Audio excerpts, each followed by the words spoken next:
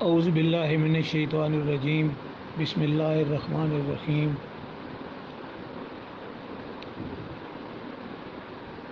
Group میں منتشر انداز میں مختلف الخیال ذہن کے لوگ یا اچھے سکالر اپنے اپنے خیالات کا اپنے اپنے انداز میں ذکر فرما رہے ہیں۔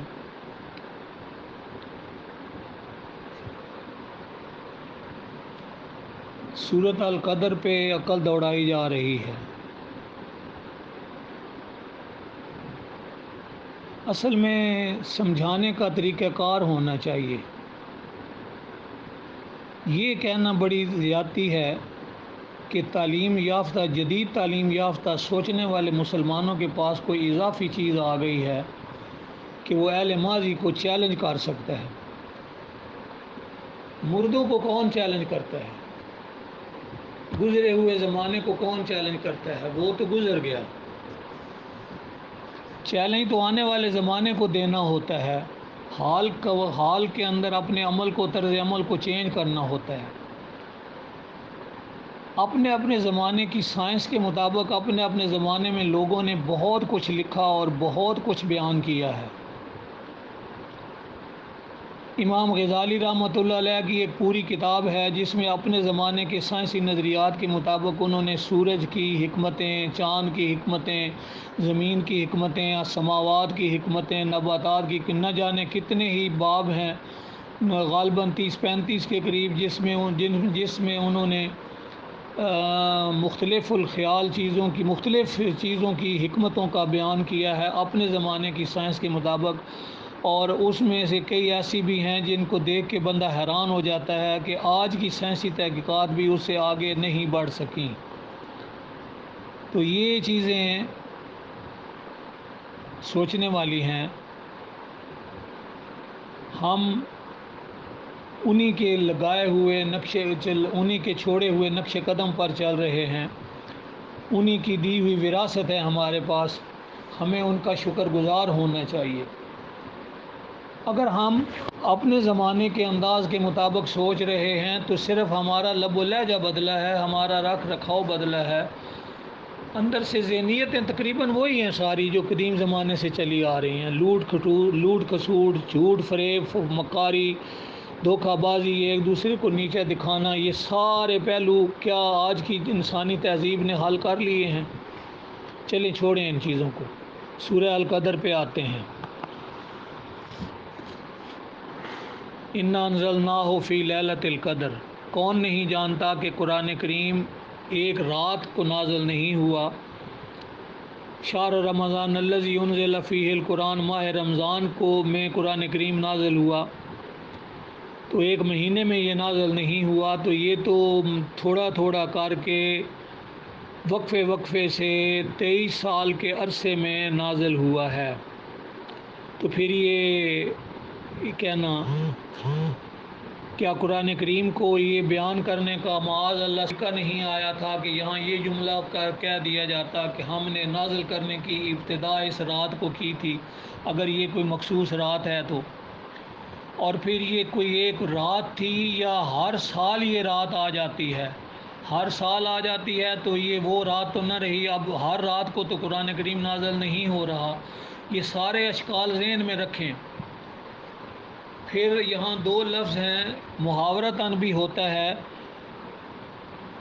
قرآن کریم آیا تھا ظلمات سے نکال کر، تاریکیوں سے نکال کر اجالوں کی طرف لانے کے لیے، روشنی کی طرف لانے کے لیے، یخرج من الظلمات الی النور کے لیے ظلمات سے نکالنا تھا، نور کی طرف لانا تھا۔ تو عربی زبان میں اندھیری رات کو یا کالے سیاہ دور کو لیل کہا جاتا ہے، رات کہا جاتا ہے۔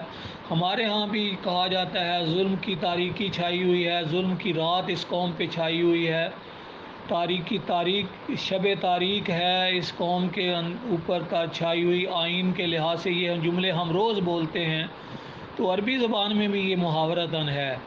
اور لیلۃ القدر وہ رات ہے جس رات کو نئے قوانین کا نفاذ ہوا تھا، نئے قوانین سے وہ آشنا کروایا گیا تھا تاکہ وہ تاریکیاں چھٹ جائیں۔ اور تمہیں کون بتائے تمہیں کیا ادراک ہو سکتا ہے اس کا؟ اوپر دیکھیں آیت کے اوپر صلی لکھا ہوا ہے کہ بات ختم نہیں ہوئی، آگے چل رہی ہے، صرف فقرہ ختم ہوا ہے، ساتھ جیم بھی لکھا ہوا ہے۔ وما ادراک ما لیلۃ القدر، آپ کو کیا ادراک ہے، آپ کو کیا پتہ ہے کہ ان چیزوں کی کیا قدر و قیمت ہے؟ اب قدر، قدرت، قادر، قدیر، تقدیر، یہ سارے ان کا مادہ ایک ہی ہے۔ اقدار حیات ہم لفظ اکثر بولتے ہیں، قدر و قیمت ہم اکثر بولتے ہیں، اقدار حیات چینج ہو گئی ہیں، اقدار حیات کو قرآن کے مطابق ہونا چاہیے، تو یہ لفظ ہم بولتے ہیں۔ اللہ تعالیٰ نے ہر چیز کی تقدیر بنائی ہے، سورج آگے آگے جا رہا ہے، چاند اس کے پیچھے پیچھے چل رہا ہے، تو آگے لفظ ہے ذالک تقدیر العزیز العلیم، یہ رب عزیز العلیم کی تقدیر ہے، یعنی سورج کا پہ ہم مسلسل گردش میں لانا، اور ہمیں پتہ ہے کہ وہ کون سے گریویٹیشن لا کے تحت یہ محو گردش ہے اور کس قانون کے تحت یہ گردش کر رہا ہے۔ اتنا تو حساب انسانوں نے لگا لیا ہے کہ سینکڑوں سال بعد آنے والے سورج گرہن اور چاند گرہن کے وقت تک معلوم کر لیے ہیں حساب لگا کر، اس لیے کہ اللہ کے ان قوانین کے اندر کوئی تبدیلی نہیں آتی۔ اللہ نے ہر شے کو بنایا، پھر ہر شے کی اس کی تقدیر بھی ساتھ بنا دی، اور اللہ سے بہتر تقدیریں بنانے والا کون ہے؟ یہ آیت ہے قرآن کریم کی۔ اور پھر یہ کہا کہ ہم نے آسمان سے پانی نازل کیا، انزل من السماء، سما سے پانی نازل کیا، بقدرہا، قدر کے مطابق۔ ہمیں پتہ ہے کہ کس قانون کے تحت بارشیں ہوتی ہیں، کس قانون کے تحت سارا کچھ ہوتا ہے۔ ماں کے پیٹ کے اندر بچہ ہوتا ہے، اس کے بارے میں بھی لفظ ہے کہ وہ پرورش پاتا ہے ان اندھیروں میں، الا قدر معلوم، ایک ایسی قدر جس کا ہر ایک کو علم ہے، جس کا ہر ایک کو پتہ ہے، کم و بیش 9 مہینے ہوتی ہے، اور اب تو ڈاکٹروں نے ٹائم بھی مقرر کر لیے ہیں حساب کتاب کر کے۔ تو یہ سارے قدر آپ دیکھ لیں کہ ان سے کیا مراد ہو سکتی ہے۔ اللہ تعالیٰ ہر چیز پر قادر کا مطلب وہ قدرت، ہمارے پنجابی زبان والا یا اردو زبان والا لفظ اپنی جگہ پہ، تو یہاں قادر کا مطلب ہوتا ہے کہ ہر چیز کے پیمانے مقرر کرنے والا، ہر چیز کو قانون کی زنجیروں میں جکڑنے والا، سورج چاند ستاروں کو اپنے اس نے قوانین کی زنجیروں میں جکڑا ہوا ہے، ہر چیز اس کے مطابق سرگرم عمل ہے، کوئی کسی کے اندر سرتابی نہیں۔ پھر یہ اسی لیے کہا نا کہ اپنی آنکھوں کو، نگاہ چشم کو ذرا اذن بال کشائی دو کہ دیکھے کائنات کے اندر کہیں کوئی کجی، کوئی ٹیڑھ، کوئی فطور نظر آتا ہے، حال ترامم فطور، تو کہا گیا کہ تمہاری نگاہ گوشے چشم ناکام و خاسر و نامراد ہو کر، خسیر ہو کر لوٹ آئے گی، اسے کسی قسم کا کوئی فطور نظر نہیں آئے گا۔ اور اگر آپ کائنات پہ غور کریں گے تو آپ کو پتہ چلے گا ربنا ما خلقت ھذا باطلا، یہ آپ تب کہیں گے جب آپ ہر چیز پہ ریسرچ کر لیں گے، ہر ایک چیز کی قدریں معلوم کر لیں گے۔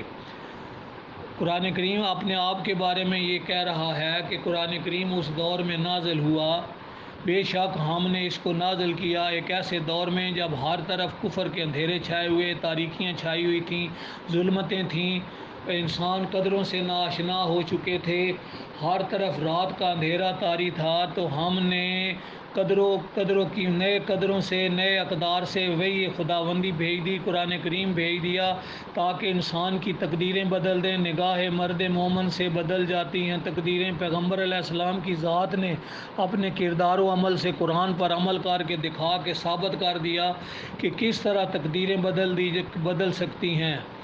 اور آپ کو کیا علم کہ وہ قدریں کیا ہیں؟ آگے بتایا ہے کہ خیر من الف شہر، یہ بھی ایک جملہ ہے، کیا صرف 1000 مہینوں سے بہتر ہے یا 1000 مہینوں سے بہتر ہے؟ یہ ٹائم کی لمٹ نہیں ہوتی، یہ ایک جملے ہوتے ہیں کہ وہ جو قوانین ہیں، وہ اقدار برے، وہ جو قوانین ہیں، وہ جو اللہ کے نازل کیا ہوا قرآن ہے، یہ صرف ایک زمانے کے لیے ہے یا ماضی کے لیے ہے یا حال کے لیے ہے؟ نہیں، یہ تو قیامت تک کے لیے ہے، خیر من الف شہر۔ اور اس میں نازل ہوتے ہیں ملائکہ اور روح۔ جب انسان ان قوانین پہ عمل کرتا ہے تو پھر کائنات کی ساری قوتیں جو اس پورے کائنات عالم کو چلا رہی ہیں، وہ سارے ملائکہ جو سورج چاند ستاروں پر مقرر ہیں، وہ بادلوں پر مقرر ہیں، وہ خوراک پر مقرر ہیں، وہ وہی نزول وہی لا رہے ہیں۔ میں ملائکہ کو ملائکہ ہی لے رہا ہوں تاکہ آپ کو الجھن نہ پیدا ہو۔ وہ ساری مخلوقات عالم جو مختلف قسم کے کام کر رہی ہیں وہ نازل ہوتی ہیں. کیا وہ صرف ایک رات کو نازل ہوتی ہیں یا مسلسل نازل ہوتی ہیں؟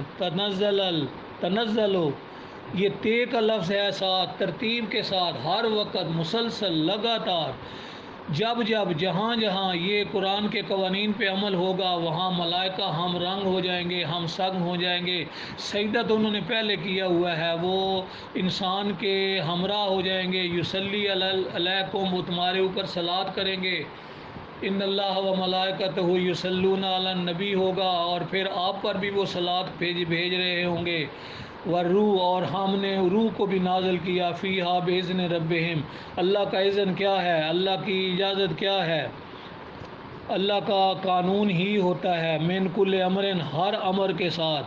اب امر کا صیغہ لینا ہو، امر کو سمجھنا ہو تو اللہ کے قوانین ہی ہیں سارے جو ہیں. یہ آخر کار اشرقت الارض بنور ربہا، سلامتی ہو جائے گی ہر طرف. جب قرآن کریم پہ عمل ہو جائے گا تو پھر سلامتی ہو جائے گی یہاں تک کہ فجر ہو جائے گی، یعنی اندھیرے چھٹ جائیں گے، ظلمتیں کافور ہو جائیں گی. روح کہتے ہیں ہوا کے چلنے کو، ہوا کے محسوس کرنے کو، وسعت کو، فراخی کو، راحت کو، سرور کو، خوشی کو، رحمت کو، وسعت کو، مکان روحانی کو، عمدہ اور پاکیزہ مکان کو. یہ علامہ راغب اور تاج کے نے دونوں معنی دیے ہیں، رحمت اور شادمانی کا بھی کیا ہے.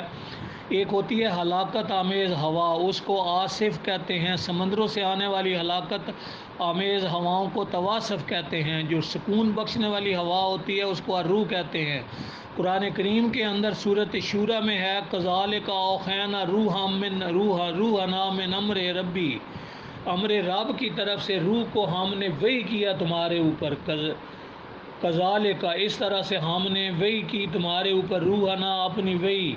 اب اللہ تعالیٰ کی روحنا اس کو تصوف کی دنیا میں نہیں لے جانا چاہتا کہ یہاں اس روح کے سے مراد لے کر اپنے آپ کو کس طرح سے فنا فی اللہ کرنے کے لیے چلے مراقبے اخذ کیے گئے، تناسق کے عقیدے گھڑے گئے. ان ساری بحثوں کو چھوڑ دیں، یہاں قرآن کریم مراد لیں. قرآن کریم کو روح کہا گیا، یہ انسانیت کے لیے بھی روح ہے، کائنات کے نظام چلانے کے لیے بھی اس کے قوانین روح کا درجہ رکھتے ہیں. تو یہ ساری باتیں ذہن میں رکھتے ہوئے آپ مفہوم خود اخذ کر لیں.